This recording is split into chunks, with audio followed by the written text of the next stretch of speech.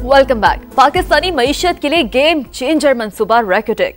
37 साल में $53 अरब आमदनी होगी। 7,500 अफराद को रोजगार मिलेगा। 7.7 अरब लागत के मंसूबे के लिए $3.5 अरब की महदूद फाइनेंसिंग लेने का फैसला। ECC ने फाइनेंसिंग से मुतालिक मुआहदों की मंजूरी दे दी है।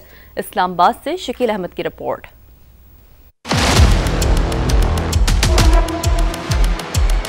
बलूचिस्तान का माशी मंजरनामा और पाकिस्तान की तकदीर बदलने का मिशन। रैकेटिक दुनिया की सोने और तांबे की सबसे बड़ी 5 कानों में से एक। पाकिस्तान को रैकेटिक मंसूबे से 37 साल में $53 अरब आमदन होगी। मंसूबे से 7,500 अफराद को रोजगार मिलेगा। पैदावार 2028 में शुरू होगी।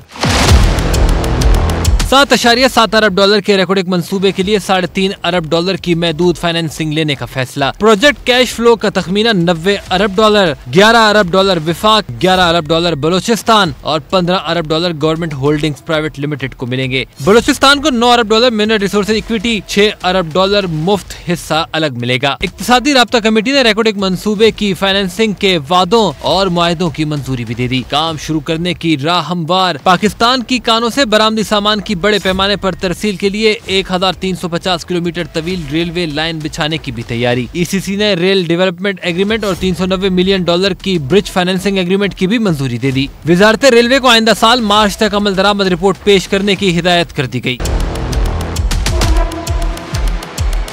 बलूचिस्तान का माशी मंजरनामा और पाकिस्तान की तकदीर बदलने का मिशन। रैकेटिक दुनिया की सोने और तांबे की सबसे बड़ी 5 कानों में से एक। पाकिस्तान को रैकेटिक मंसूबे से 37 साल में $53 अरब आमदन होगी। मंसूबे से 7,500 अफराद को रोजगार मिलेगा। पैदावार 2028 में शुरू होगी।